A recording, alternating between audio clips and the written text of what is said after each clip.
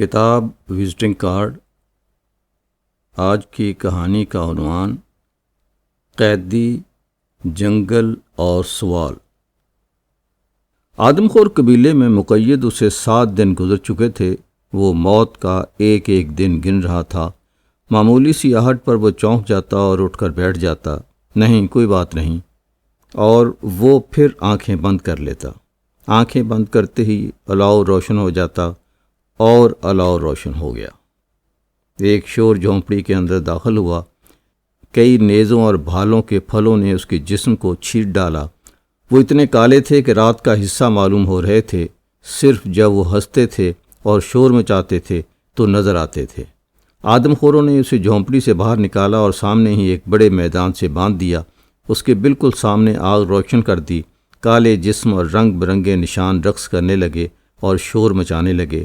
چبوترے پر بیٹھے ہوئے خوفناک سردار کا اشارہ ہوا اور اسے اٹھا کر آگ میں پھینک دیا گیا۔ ابھی وہ مکمل طور پر جلا بھی نہیں تھا کہ سب اس پر ٹوٹ پڑے اور کتوں کی طرح بھنبھوڑنے لگے۔ آدم خوروں نے اس کے جسم کے حصے بکھرے چھین جھپٹ کر کھانے شروع کر دیے اور چند ہی لمحوں میں صرف ہڈیاں بچیں۔ ایک آدم خور نے تمام ہڈیاں اٹھائیں اور دوسرے آدم خور نے صرف کھوپڑی اٹھائی۔ پہلے آدم خور نے تمام ہڈیاں ایک گہرے کھڈ میں پھینک دیں اور دوسرے آدم خور نے کھوپڑی سردار کی جھونپڑی کے باہر دوسری بے شمار کھوپڑیوں کے اوپر رکھ دی۔ کھوپڑیاں اپنا توازن برقرار نہ رکھ سکیں اور ایک دوسرے کے اوپر گر پڑیں۔ آدم خور ان کھوپڑیوں میں دب کر مر گیا۔ آدم خور کی چیخ اس کی اپنی چیخ میں بدل گئی۔ 2-3 آدم خوروں نے اس کی جھونپڑی کے پاس آ کر اندر جھانکا اور اسے اطمینان ہوا کہ وہ ابھی زندہ ہے۔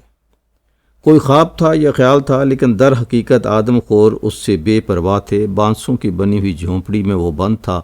2 وقت اسے کھانے کو مل جاتا اور بس، جیسے آدم خور اسے قطعی بھول گئے تھے۔ بہت دن گزر گئے۔ وہ اپنے خواب سے پریشان ہو گیا اور اس نے تنگ آ کر شور مچانا شروع کر دیا۔ ایک آدم خور اس کے پاس آیا تو وہ چیخا، تم ذلیل کتے آدم خور مجھے کھاتے کیوں نہیں ہو؟ آدم خور ہنسا، ہم لوگ انتظار کر رہے ہیں۔ کس بات کا انتظار؟ آدم خور پھر ہنسا، تمہارے مرنے کا۔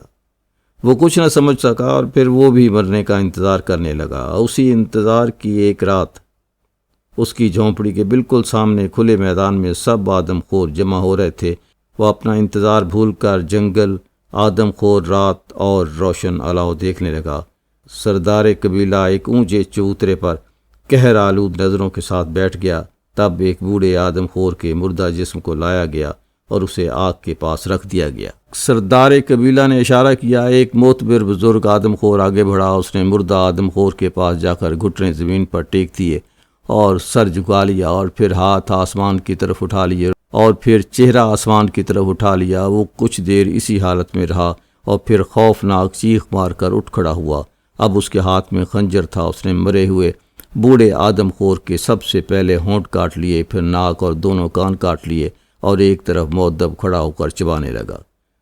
سردار نے پھر اشارہ کیا۔ ایک طرف سے کچھ لوگ آگے بڑھے، ایک بوڑھی عورت، 3 جوان مرد، ایک جوان لڑکی۔ شاید یہ مرے ہوئے آدم خور کے خاندان کے افراد تھے۔ ان سب نے اپنی اپنی پسند کے مطابق جسم سے حصے کاٹ لیے اور پھر سب لوگ اس مرے ہوئے آدمی پر پل پڑے۔ وہ سب شور مچا رہے تھے اور کوئی ایک ہی لفظ بار بار دہرا رہے تھے۔ پھر وہ کچھ نہ دیکھ سکا اور کچھ نہ سن سکا۔ آگ بجھ چکی تھی۔ مرے ہوئے آدم خور کی ہڈیاں ایک جوان آدم خور اٹھا کر لے جا رہا تھا۔ ممکن ہے یہ اس کا بیٹا ہو، اس نے سوچا اور آنکھیں بند کر لیں۔ اسے یقین تھا کہ اسے کوئی خوفناک خواب نہیں آئے گا۔ اسے بس ایک فیصلہ کرنا تھا، وہ موت کا انتظار کرے یا خودکشی کر لے۔ وہ کئی دنوں سے کسی نتیجے پر پہنچ نہیں پا رہا تھا۔ آخر کئی آدم خور خوابوں کے بعد اس نے ایک فیصلہ کیا اور اس نے ایک آدم خور سے کہا کہ اس کی ایک بات سردار تک پہنچا دی جائے۔ آدم خور نے وہ بات سنی اور سردار تک پہنچا دی۔ سردار نے وہ بات سنی اور آگ بگولا ہو گیا۔ آگ روشن کی جائے اور تمام لوگوں کو بلایا جائے۔ فی الفور الاؤ جل اٹھا۔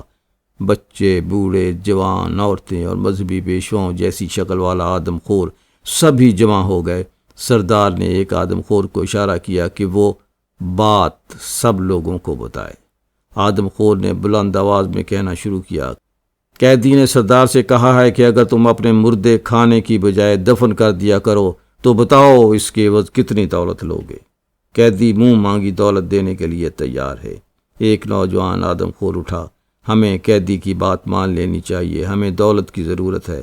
ہمیں دولت کی ضرورت نہیں ہے، دوسرے آدم خور نے کہا، ہم اپنے مردے کھانا نہیں چھوڑ سکتے، یہ ہمارے آباء و اجداد کا طریقہ ہے۔ پھر ایک چیخ و پکار شروع ہو گئی۔ اکثر نوجوان آدم خور اس پر اصرار کر رہے تھے کہ ہمیں اپنا رہن سہن بدلنا چاہیے اور دولت لے کر وعدہ کر لینا چاہیے کہ اپنے مردے دفنا دیا کریں گے۔ ہاں، وعدہ کر لینے میں کیا حرج ہے؟ ترقی کے لیے دولت کی ضرورت ہوتی ہے اور دولت جس طرح بھی حاصل کرنی چاہیے۔ مذہبی پیشوا آدم خور نے زور سے چیخ ماری اور سب آدم خور اس کی طرف متوجہ ہو گئے۔ کیا تم میں سے کوئی بتا سکتا ہے کہ ہم اپنے مردے کیوں کھاتے ہیں؟ ہر طرف خاموشی طاری ہو گئی۔ سارے آدم خور اس مذہبی پیشوا کی طرف دیکھ رہے تھے۔ مذہبی پیشوا آدم خور نے چیخ ماری اور کہنے لگا، ہم اپنے مردے اس لیے کھاتے ہیں کہ ہم سب پیدائشی گناہ گار ہیں، اور جب اس دنیا میں آتے ہیں تو اور گناہ کرتے ہیں۔ یہاں ہماری آنکھیں گناہ کرتی ہیں، ہمارے ہونٹ گناہ کرتے ہیں، ہمارا ناک گناہ کرتا ہے، ہمارے کان، ہاتھ، پاؤں، بلکہ ایک ایک عضو گناہ کرتا ہے، اور ہم مردے کا ہر گناہ گار عضو کاٹ ڈالتے ہیں اور کھا جاتے ہیں تاکہ مردے کو گناہ کی سزا دنیا میں مل جائے اور مردہ پاک ہو جائے۔ سارے آدم خور اپنے مذہبی پیشوا کی علمی توجیہ سے مروب چپ ساد گئے۔ ایک نوجوان آدم خور نے کہا، اس کے باوجود ہمیں چاہیے کہ ہم اپنی روایات کو بدلیں۔ یہ روایات نہیں، مذہب ہے۔